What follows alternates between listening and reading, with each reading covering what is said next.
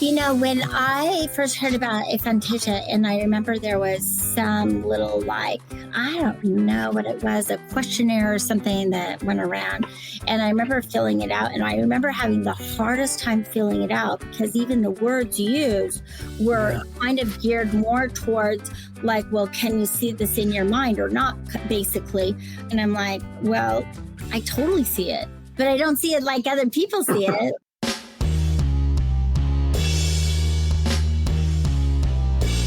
If you would like to support the efforts and research we are doing here on this podcast, make a donation using the Buy Me a Coffee link in the show notes or go to buymeacoffee.com/Shane's Brain. Thank you. Aphantasia is a condition characterized by an inability to visualize mental images in one's mind. If you have just discovered that you or someone you love has aphantasia, or if you're just fascinated by the subject in general and love learning more about it, you are in the right place. The Discovering Your Mind podcast delves into all aspects of the mind's eye, including aphantasia, hyperphantasia, and everything in between. Enjoy part 2 of an Aphantastic Hodgepodge with Kristen Erickson. All right, I want to run through a few just visualization stuff for you and see what happens, all right? I'm curious. Okay. Can you picture a chicken in your mind? Do you want me to close my eyes or? Either way, whatever works best for you. Okay, I'll close my eyes. So I just see the black. Behind that screen, I can picture a chicken, but I have to admit it's because I recently saw a friend held up a chicken on Facebook with her holding her chicken. So if I did not recently see that, that would be a little bit harder for me. Do you think that if I had used a different word, your experience would have been different? So I asked you to picture a chicken. If I had asked you to visualize a chicken or imagine a chicken or think about a chicken, would any of those words change your experience? Let's see, visualize a chicken, imagine a chicken. I think the imagine for me might have expanded a little bit more in some ways, just because I personally see imagination as a little bit broader. But I probably would have still concluded the same thing because of the chicken. If it was something different, remember when I mentioned, with my family asking them different things about what they could visualize. So I did the 11 exercise with one of my sisters who they could visualize. And she's the one who said, whoa, you mean there are people who can't see? She had that reaction. She did call me back later and she said, you know what? I thought about the apple you were talking about and I went and I tried just visualizing the apple. It was more gray. I couldn't do it. She said, but I could with the lemon. I could see the colors. It was like a movie. And it got me thinking, oh my gosh, could this be a little bit different based off what your experiences are and what your knowledge base is and what your reference points are? That's definitely a thing. I experience that in every interview I have. It could depend on how much somebody likes something, how much they're familiar with it. Definitely plays a role in how well they can visualize it and how well they can experience it. So as you're talking, it reminded me of a funny experience. I remember many, many years ago, it was when pay-per-view first came out. And I didn't know what pay-per-view was. I didn't have cable. I didn't know anything about it. And a friend was trying to just describe it to me in words. And I'm a pretty visual kind of learner. That auditory is really important, but the kinesthetic visual auditory kind of thing combined is when I kind of learned best just for me. And so she's trying to describe it and I'm like, pay-per-view. I thought she was saying pay-per-view. Right. I didn't know she was saying pay-per-view. And so pay-per-view. So I'm like, okay, so you're watching the big fight on a paper? 2 months later, actually saw it say on I don't know if it was a billboard or whatever, a TV or whatever commercial or something, where it said pay-per-view. And I'm like, no way, that changes everything because I just had no reference to it at all. And so I couldn't even visualize what that would be like to watch a fight on paper. Right. Okay, so back to the chicken again real quick. You saw just a still shot of that picture. Okay, that actually is an interesting question because even though I saw a still shot of her, I actually did see that in like a 3D as if it really was not just a picture. So the picture was the basis for the rest of the imagination. Oh, wow. And so, yeah, I could picture like her holding a chicken in like a 3D-ish kind of way, not just that picture. So I was able to use that as the base and take that a little bit further. Okay, so what about like the surroundings? Did you see like a background or Yeah, chicken farmhouse coop in the or? background, and then I can see some green grass. Okay, so there was color identified. Color, What color was the chicken? white. Was it 2D or 3D? It was 3D, but originally based off that picture, like it was almost like first seeing the picture, and then, like I said, taking it a little bit further, and then I could see that in a 3D kind of manner. I know that sounds so weird to say, but Yeah, you're blowing my mind because normally people with aphantasia cannot do this. Like this is really unique. It really is. Like most people with aphantasia, I ask if it's 2D or 3D, they're like, nothing, zero, like 0D, like yeah, there's nothing there. Yeah, it's just amazing to me that you could even tell. That to me tells me you're having a way different experience than me, because I couldn't begin to tell you if any thought or any memory I've ever had is in 2D or 3D. Like it's neither. It's not that way to me. It's those words don't even yeah, it just resonate. doesn't compute or resonate with you. Yeah. Yeah, and then it's funny hearing you say like, "Whoa, that's just not like what a lot of people with Yeah, I mean, aphantasia I love it. It's really cool, but it's kind of blowing my mind. Talk about wishing you could experience something. I wish I could experience your experience because I can't quite wrap my mind around it. You're kind of blowing my mind, but it's really cool. All right. So, is there any difference in the experience between having your eyes closed or your eyes open when you do it? So for me, I can visualize with my eyes open and eyes closed. That visualization with the eyes open would be a little bit more of like almost like a daydream out in the distance. I still can't see it, but I can still kind of visualize it almost the same way as I would. Like imagine if I could see it. Gosh, I don't know if there's more of a difference. Like if I see more details or not with eyes open or closed. I'd have to think about that. But when I think of like imagery in the visualization, it's more with the eyes closed where I see it better. So there is a tangible difference that you can tell between. Yeah, now that I think that, like, yeah, with the eyes closed, I do think I see that a little bit better. All right. Again, very interesting. If the chicken made a sound, could you hear it in your mind? Okay, so let me ask you this: is when you hear things, would that be the same way people actually hear that in their mind, or is that more of my imagination of what I would hear if I could hear it?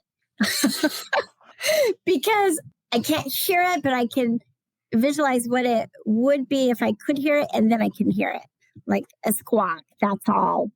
It sounds to me like you're describing the same experience you're having with the visual. Is it a very similar thing? It is a similar thing. Like it's almost like imagine what it would be like if it really was happening. That's a little harder for me to do than the visual imagery part, like the hearing it part. Okay. All right. What about, can you smell the chicken in your mouth? Okay. I have really bad sense of smell anyway. And so I can't smell the chicken. I can't even, my whole imagine what it would be like, even if I could, I do not smell that. Okay. What about touch the chicken? Could you? Oh, yeah. Yeah. Touch it? But it's the same thing. Visualizing as if I could touch it. Yeah. Soft and fluffy feathers, light feathers. See, I really struggle with this because I've had other people that are visual have the same thing. Like, well, I can't touch it, but I can imagine touching it. Like, that's what I'm asking. Like, isn't that the same thing? Like, I don't understand, when I ask them if they can see it in their mind, they say yes. But when I go to the other senses, all of a sudden they're confused. Like, I don't have this other piece So all I can deal with is reality, right? Like when you're talking about your imagination, I can tell you're having a more profound experience than I am in your imagination, whatever that means. And this is something I continue to struggle with. Like, how do I ask these questions in a way that makes sense and we can communicate in a way that everybody can understand what we're talking about, right? And that's one of the hardest things with this topic, because I feel like we don't have the words to really explain it. As you say that, it reminds me of a conversation I had with family, asking what their experiences were. And one of my brothers asking him, of like, well, but do you really see it?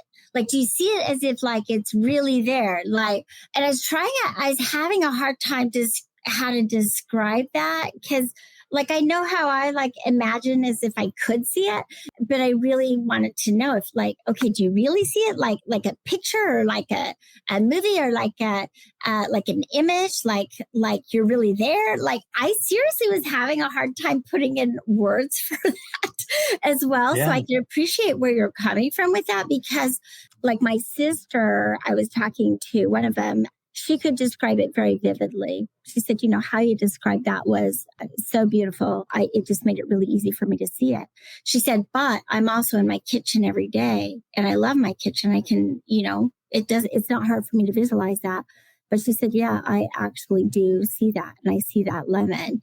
She couldn't smell the lemon and didn't taste the lemon. Some of my siblings that said they could smell the lemon. Most of them said they couldn't. My brother said he could feel it going down his throat when he swallowed. I thought that was interesting. That's not even something I visualized myself. Like I had a hard time trying to picture what that would even be like. I know we try so hard to try to adequately describe what something means, but you know, I loved how you said that like even when you describe something, it could still mean something very different to somebody else. Yeah. So what about taste for you? If the chicken got the KFC treatment, could you taste it in your mind? I don't know if I could. That taste is not, that doesn't come to me as easily, visualizing that. Okay. So when I asked you visually, sounds like that's very strong, even though it's not there. I know. It sounds you're even just saying that, right? Right. Touch seemed very strong to you, even though it was the same kind of thing. Same with sound, and then smell and taste were kind of like not really there. They're harder for me. I think. Sorry, I'm just thinking. I just don't know what to do with that, because, like, I have had. You're not the first person with aphantasia that has had the experience with sound or with touch, or you know, with the other senses. But the way you're describing it is so different that it's just kind of throwing me for a loop here. Let's just talk about the word imagination again. Okay. So I learned about aphantasia long before it had a name. But I remember one of the ladies that was talking about it said, I can't believe that some people don't have an imagination. And that's how she kept referring to aphantasia, is they don't have an imagination. And I was like, well, wait a minute. Like, that's not a good description, because I always felt like I have an imagination, right? And to me, that word meant I can come up with stuff that nobody else has ever thought of before, right? Like, that's really what imagination was to me. But to her, it was visual. With you, it sounds almost like a mixture of the two.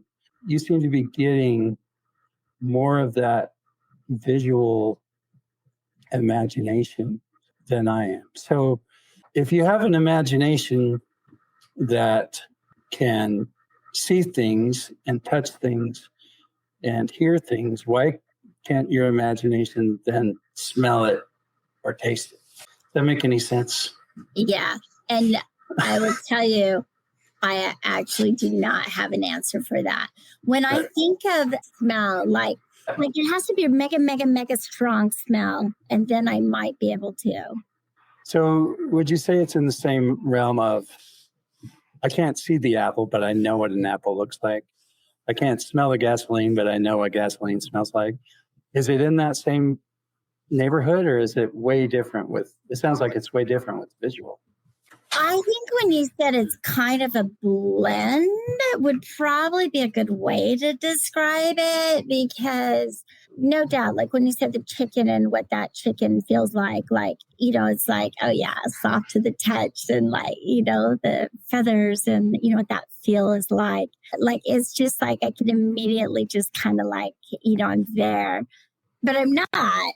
And so, but yeah, the smell and the taste, I don't quite do the same thing. I don't know why. Okay. And that's fine. That was kind of an unfair question to ask, because I ask these people questions and they're all over the map too. Like there is no real good explanation for it, but the way you've answered the question has kind of intrigued me. And so I was trying to figure that out. But here's what we're going to do. I want to quickly just run through some other questions regarding the other senses. Maybe we can figure it out a little bit further. Okay. All right. So do you have an inner monologue? Saying have a conversation with myself? Is that what you mean by inner monologue? Well, that's another one of those words that means something different to everybody. So let me ask you this. Is there any difference if I say inner monologue, inner voice, or inner dialogue, or self-talk? Do all those phrases kind of mean the same thing to you, or are they different? Now that you say them all together, I guess technically they're, you could probably split some hairs of like what they mean. So if you had started with like, self-talk or like that inner voice, then I probably wouldn't have gone, okay, do you mean this? Yeah. So I do have like that go on a lot, like especially if I'm self-conscious about something, like, oh my gosh, I can't believe I did this. What is so-and-so going to think about that? So yeah, I do have some of like that kind of stuff that goes on in my mind. So when you're having those thoughts, does it feel like you're hearing them? Like, can you tell if it's in your voice? It is in my voice, but I would probably say it's like real vague, real like low. It's not like this real prominent, loud thing. It's not like I'm actually hearing the voice, but it's there and I hear it, but it's not, oh my gosh, I'm not even explaining it very well. No, you're doing great. I know this is really hard to explain. Can you identify the pitch and the tone of the voice in your mind? Yes. Do you play out conversations in your mind? I think I used to do that a lot more than I do now, but I have like kind of picturing what somebody might say and how they might say it. So in that case, can you hear the other person? Or is it still in kind of your voice? No, I can hear it even in their voice. I can't actually hear it. It's like, kind of the same thing. It's like I can hear it, what it would be like if I could actually hear it. So somewhere in my mind. Okay. So your inner voice, or whatever we want to call it here, is that a constant thing? Like, does it ever shut up? Well, I would say back in the days, especially when I had like massive high anxiety and like panic attacks, oh my gosh, it did not shut up. It was just going. And even at night, like trying to sleep, now that does quiet. And so there are times where I am not in my head. If that makes sense. That has taken a long time to get to that point. How about this one? If I say the word siren or police siren, do you automatically hear that in your mind, or is that optional? I will say what's interesting is as soon as you said that, I did not hear a real siren in my head, but I heard kind of like, sometimes people go, wee, wee. Like I kind of almost heard that in my head. I didn't hear the real siren. So I thought that was interesting. That's immediately kind of like how that played out. Again, just for comparison, like the word siren, for me, it does nothing. There's nothing other than I hear the word siren. It's so interesting. Because again, the things that you're saying are usually I hear the people who can visualize say. I really wish I could experience what you're experiencing. A dork parade, a dork parade. The people point and gawk. It's not a dork parade, you guys. It's just our family walk. The Sun is on Fire, a ragtag mob of hilarious poems, is available on shanesbraindomain.com and Amazon. You know, when I first heard about Aphantasia, and I remember there was some little, like, I don't know what it was, a questionnaire or something that went around. And I remember filling it out. And I remember having the hardest time filling it out because even the words used were kind of geared more towards, like, well, can you see this in your mind or not, basically? And I'm like, well, I totally see it, but I don't see it like other people see it. Like, Right. And so I'm like, I'm probably skewing the results of this because I didn't even know how to answer it. So I've seen a couple of those come around a couple of times, but after filling out that first one, I just thought I'm not going to fill these out because I don't know if it's quite what they had in mind. Like, Right. It really could skew things of what they're trying because it's like, how do you explain seeing something that you don't see, but you see it? Right. Well, I'm really enjoying it because to me, that's what it's all about is I don't want everybody to say the same thing, right? Like I love that we're all so different and that's really what it's all about. So what does the phrase, I have a song stuck in my head mean to you? Oh yeah, I get songs stuck in my head all the time, and it tends to be parts of songs, not the whole song, just like maybe a little phrase or something like that. When I curl, it's not uncommon for me to just start singing whatever song is in my mind, and I'll just kind of like sing it out loud, kind of thing, because I often will. Sometimes I'll just dance around. People will be like, "Why are you dancing?" I'm like, "Oh yeah, I have a song in my head," and sometimes I'll have to like go turn on the radio and listen to something else if I want to get something unstuck. Now, same thing, I can't actually hear it, but I hear it, if that makes sense. So I can, hear the song. But yeah, it's usually small parts of it. Okay. How about for you? Yeah, I get songs stuck in my head, but I wouldn't say I can hear it in any way. Like sometimes I ask people, compare it to actually listening to a song, like how close is it to that? In comparison, there is no comparison. Listening to it is a 10, having it stuck in my mind is a 0. But it's still there. Yeah. But in no way does it feel audible. It's quiet. It's there, but it's quiet, if that makes any sense. So, well, it probably makes as much sense as me saying, like, I can hear it, but I can't hear it. Right. And I think that kind of is like, when I mentioned that I was just so floored that people actually could see things. It really was like, oh my gosh, how aware am I that there are a whole bunch of other things I have no clue about? Because that it really kind of one of those things that it kind of like shakes your foundation because it's like all these things that you thought you knew, you question everything. And so it isn't easy to describe and it isn't easy to figure out. Thankfully they're doing more and more research, but even then, like you're saying, everything is still just so individual. That's a constant too. Everyone I talk to, everybody has a hard time describing it. 1, because it's hard to describe, and 2, because they've never even thought about it. I had one guy, tell me like, you're asking me questions that I have never consciously even thought about. So let's talk a little bit more about the touch. If I say the word sandpaper, can you feel that in your mind? Oh, yeah. Because I use sandpaper regularly, I have that texture in my mind. So you talked about the beach earlier. If you imagine a day at the beach, can you feel the breeze on your face? Yeah, I can. Can you feel the water on your feet? Yes. Okay. But it's in that same way. It's the same way of just visualizing what that would be like if it could be like. So feeling it like as if I were there. I have references to those. If I didn't, that might be harder. The touch and the images are pretty strong. I'd say the touch would be the next one that does come pretty easily for me.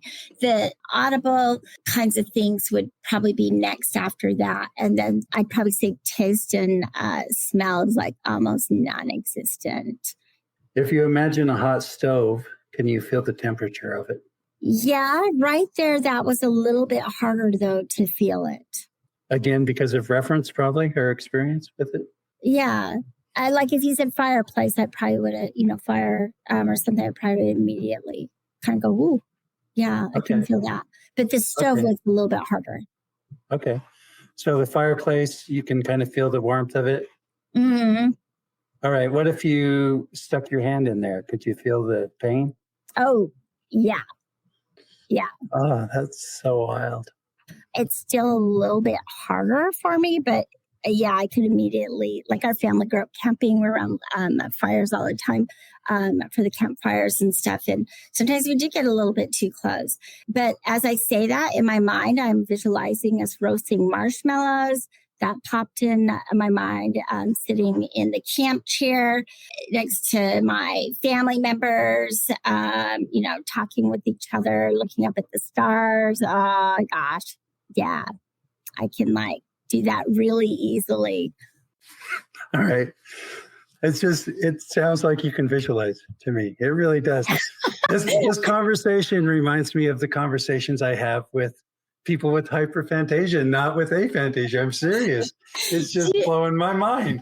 Okay, I will tell you, when I first learned about it, and I'm like, no way, you mean people can see images? Seriously, I'm like, what the heck have I been doing? Because it's like I had no clue, because I somehow found a way to imagine these things as if I were there and have this really cool experience with it. I loved imagery. Right, I can tell you're really having the experience. Yeah. Yeah, it was just this weird. I seriously, I have no answers for it, but it is so bizarre. And then also how quickly it is, if somebody says something, how quickly I can immediately put other associations with it and visualize it. Just like what I was saying, I'm like, oh yeah, I've been around the campfire. I mean, it was like, yeah, I'm there, and I can the stars. And gosh, I remember one time my niece and I went camping where we actually just slept under the stars. We didn't set up our tent, but yeah, immediately could also picture that day when we did that night, and then what that was like to be able to look up and see the stars, and just amazing. And so I'll have these images just suddenly will pop in, but it doesn't always just pop in somebody says something and then a reference, and then it just immediately brings up their experiences or things. And yeah, I can totally picture it. Okay. I know, but I'm not, but I am. All right. So if you can, describe what it's like in your mind when you read, specifically a novel. It's kind of like me reading it to myself. And then I'll often have some kind of pictures pop in my mind based off what I'm reading. Same thing, can't see them. It's just kind of picturing what it could be like.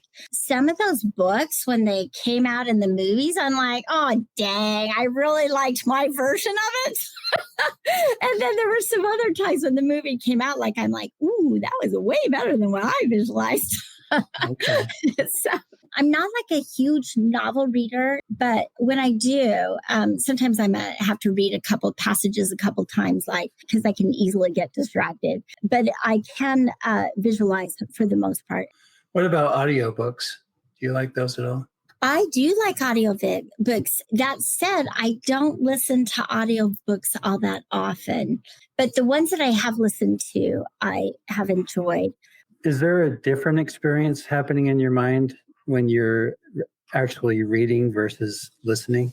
When you read it yourself, you can kind of take pauses. You can kind of revel in something, marvel in something and build something up, and then kind of continue with your reading and stuff. Where when you're doing the audio, it's kind of the same speed all the way along, and there aren't these little pauses and stuff like that. So actually, personally, I think that's probably why it might be a little bit easier when I'm the one who is reading it. Okay. Interesting. All right. What about dreams? Can you tell me what those are like? Yeah. I have pretty vivid dreams for the most part, and lots of really vivid details in the dream. Okay. So if you can, I want you to compare dreaming to your type of visualizing. You keep saying, I can see it, or I can imagine what it would be like if I could see it. In dreams, do you actually see it? Yep, actually see it. Night and day difference. not just watching the movie, but you're in the movie. Like, yeah. So see all the colors, all the sounds, all the whole 9 yards, as if it was really happening. I've woken up in cold sweats before, like, oh my gosh, because it's just been such a strong, whatever dream or exhausting kind of dream, or a really cool dream that, like, sometimes you wake up and you're like, oh, dang, I didn't want to wake up yet. Why'd my alarm go off? That was a cool dream, or I wanted to know what happened next. But yeah, night and day difference. It'd actually be kind of cool if I had that experience for when I close my eyes and have images. Right. And that was really helpful for me to hear you say that night and day difference, because, some of the people I've interviewed say that visualizing during the day is almost identical to their dreams. It's the same experience. That's not everybody, but that's some people. So it sounds to me like what you describe as your imagination is more intense for sure and more real than mine is. I don't quite understand it, but I'm so glad we had this conversation, because it again just opens up, a whole new way for me to kind of try and wrap my mind around aphantasia that I really haven't before. So this has been really enlightening to me to understand that, yes, we both have aphantasia, but beyond that, it feels very, very, very different the way you describe it and the way I describe it. Yeah, and Cool. Hearing some of the things you talked about, like, I'm like, wow, that is really different. That is not what my experience has been at all with it. But then it's really cool to hear that. And I've heard a couple people say something similar to you. I think it comes back to that kind of like, I hope that we're all trying to learn what each other's experiences are, because whether that's in education or whether that's in counseling or something, I really do think that as we do that, we can better connect with people. We can meet people where they're at and help them where they're at from what they're experiencing, not what I think they're experiencing, but what they actually are experiencing. Right. And then even just with our friendships that we have in life, sometimes people will be like, no, that's not how it is, because they're not open to hearing that there's so much different ways of seeing the same thing. And I just say I'm fascinated by it when I hear what other people's experiences are. I want to hear everybody's experience, the wide range of experience, not just here's where most people are. I want to hear all of it. Me too. That's exactly what I'm doing here. That's what this podcast is. I bring on anybody and everybody and ask them the questions and sit here amazed at the answers every time. So it's really cool. How would you describe how your mind stores information? I'm not sure if I really have a great answer for that one. If I did, the closest might be a file cabinet that you open up and it's like recollection of this and that. And then it's like, oh yeah, here it comes out. And sometimes there's things in the file cabinet that they're there, but I kind of need something to kind of remind me. And then as soon as I do, it's like, oh yeah, and I can pull it out. And then the file cabinet, open it up. Then it might be this whole 3D kind of, conversation images or whatnot. Or sometimes it's just little snippets of it. But yeah, I'm not sure if I have a good way to describe that for myself. So does it feel like there are different rooms or compartments in your mind? Well, I never thought about that until you said that. That might be kind of a fun thing to kind of play around with in my mind, visualizing little rooms and what they might be like. I'd probably say no, but now I'm intrigued by that and want to see if I can kind of play around with that in my mind, what that would look like. If you were to try to give a general description of how your mind works, how would you describe it? Like an ink blot kind of thing, that you might see, or sometimes fireworks, there might be something that, happens that activates something. And then before you know it, there's this comes out and all of it comes out, floods out kind of thing. There are some times where it feels like it's a cave and you're exploring and what's in the cave?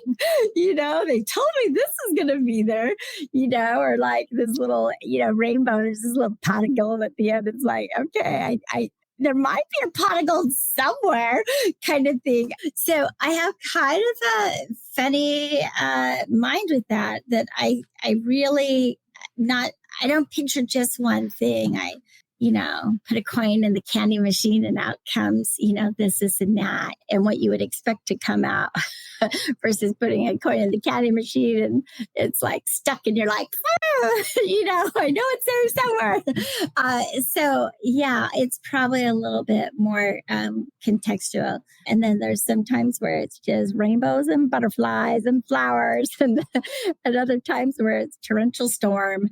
So I'm not sure if I have a really good answer for that one, but describe it a couple different ways, depending on what might be going on in my life. All answers are good answers. Love it. Love it. Love it. All right, Kristen. Well, that is it. Is there anything else you would like to say before we wrap up? I just want to say I really, really enjoyed talking with you. And I don't know, thinking about some things that I hadn't even thought about. Really cool to be able to do that. I appreciate your podcast style. Gosh, you're like really comfortable and at ease. I was a little worried at first, like, am I going to sound like a dork? And I probably did at times, but you're just so kind how you do things. But separate of all that, thank you. I just have really appreciated this. And it gets me wanting to talk to more people and not only share with more people, but sometimes we're not in a place where we always think of even asking and having these conversations. So I just appreciate that you are inviting the opportunity to have these conversations and just want to thank you for that. You are welcome. And thank you so much for joining me both on the education episode and this one. I really enjoyed it. You had a lot of very interesting things to say, and I'll continue to try to wrap my mind around it all. I know now I have a whole bunch of things to wrap my mind around as well through our conversation. And so I'm looking forward to that. If you like what you hear, please subscribe, follow, and engage with us, and share it with your friends and family as we continue to explore this fascinating subject. For additional information about this episode or Shane's Brain, check out the show notes. Thanks for listening to the Discovering Your Mind podcast. You are beautifully unique.